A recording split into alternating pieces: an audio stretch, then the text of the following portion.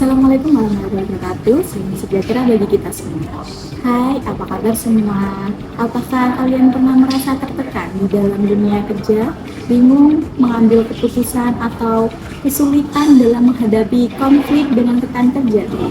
Jangan khawatir, kalian tidak sendirian. Dalam dunia kerja yang kompetitif, konseling kerja dapat menjadi solusi untuk mengatasi berbagai masalah yang muncul di lingkungan profesional.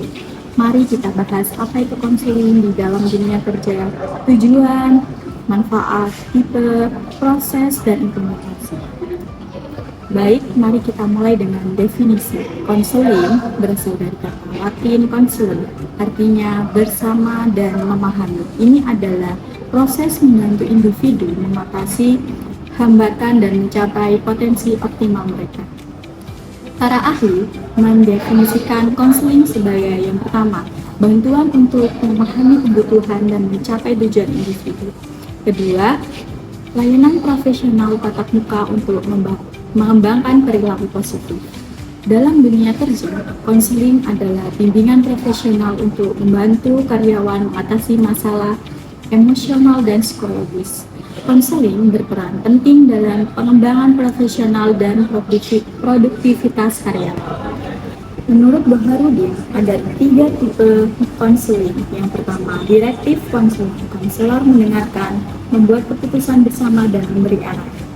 Fokus pada pemberian nasihat dan motivasi, konselor harus jadi pendengar baik untuk memahami masalah karyawan. Kedua, ada non-direktif konseling.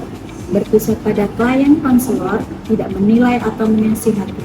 Konselor mendorong karyawan menjelaskan dan memahami masalahnya sendiri, membangun hubungan yang memungkinkan karyawan berbicara bebas. Kemudian yang terakhir ada kooperatif konseling. Ini merupakan gabungan dari 2 tipe sebelumnya. Kerjasama antara konselor dan karyawan dimulai dengan teknik non-direktif, lalu konselor berperan lebih aktif.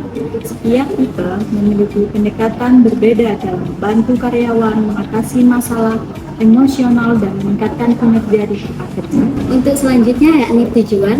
Menurut Corey dalam Hartona dan Sudarmaji 2014, tujuan konseling kerja yakni yang pertama, konseling lebih menyadari diri. Yang kedua, konseling menerima tanggung jawab lebih besar atas siapa dirinya. Dan yang ketiga, konseling menjadi lebih berpegang kepada kekuatan-kekuatan batin dan pribadi dirinya. Yang keempat, konseling memperjelas atas masalah-masalah yang dihadapinya. Dan yang terakhir, konseling menjadi lebih mempercayai dirinya. Untuk selanjutnya yakni ada pun beberapa manfaat. Yang pertama, meningkatkan kesejahteraan mental karyawan. Yang kedua, meningkatkan produktivitas dan kinerja. Yang ketiga, meningkatkan hubungan antar karyawan. Dan yang terakhir, yakni menciptakan lingkungan kerja yang inklusif. Menurut Baharudin, ada 3 tipe konseling. Yang pertama ada directing konseling. Konselor mendengarkan, membuat keputusan bersama, dan memberi arahan. Fokus pada pemberian, nasihat, dan motivasi. Konselor harus jadi pendengar baik untuk memahami masalah karyawan. Kedua, ada non-directive counseling, berpusat pada klien. Konselor tidak menilai atau menasihati. Konselor mendorong karyawan menjelaskan dan memahami masalahnya sendiri, membangun hubungan yang memungkinkan karyawan berbicara bebas. Yang ketiga ada kooperatif konseling, gabungan dari 2 tipe sebelumnya. Kerjasama antara konselor dan karyawan dimulai dengan teknik non-direktif, lalu konselor berperan lebih aktif. Setiap tipe memiliki pendekatan berbeda dalam membantu karyawan mengatasi masalah emosional dan meningkatkan kinerja di tempat kerja. Implementasi konseling di tempat kerja yaitu bahwa konseling dapat menjadi alat dan juga bahan untuk membantu karyawan mengatasi beberapa tantangan, yaitu ada psikologis dan interpersonal, di mana konseling individu dan juga kelompok memberi dukungan penting bagi karyawan dalam mengatasi masalah seperti stres, konflik, dan juga pengembangan karir, di mana ada beberapa tantangan implementasinya seperti menjaga kerahasiaan karyawan, seperti memastikan kualitas konselor, mengatasi stigma negatif terhadap konseling, serta memperoleh dukungan dari manajemen. Organisasi perlu membangun budaya yang terbuka dan mendukung serta mengintegrasikan konseling. Dengan program kesejahteraan lainnya, mengatasi tantangan ini, konseling di tempat kerja dapat meningkatkan kesejahteraan psikologis, motivasi, dan juga produktivitas karyawan yang berdampak positif bagi kesuksesan organisasi. Baik, selanjutnya kita akan masuk pada proses konseling.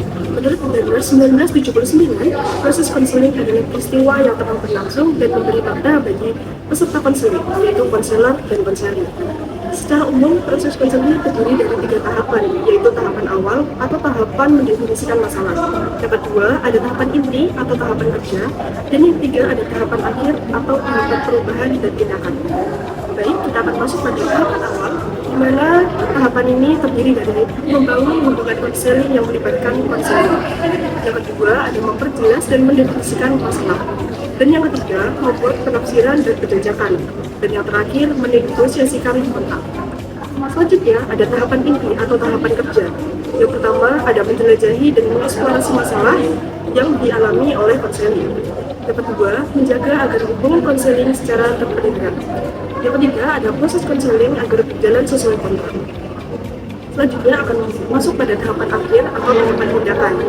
Yang pertama, menurunnya kecemasan konseling. Hal ini diketahui setelah konselor menanyakan keadaan kecemasannya. Yang kedua, adanya perubahan perilaku konseling ke arah yang lebih positif, sehat, dan dinamis. Yang ketiga, adanya rencana hidup masa yang akan datang dengan program yang jelas. Dan yang terakhir, terjadinya perubahan sikap positif, yaitu mulai dari mengkoreksi diri dan menyediakan sikap yang suka menyalahkan di luar, seperti orang tua, guru, teman, dan keadaan tidak menguntungkan, dan sebagainya. Konseling di tempat kerja bukan hanya solusi untuk masalah, tapi juga langkah proaktif untuk menciptakan kesejahteraan dan produktivitas.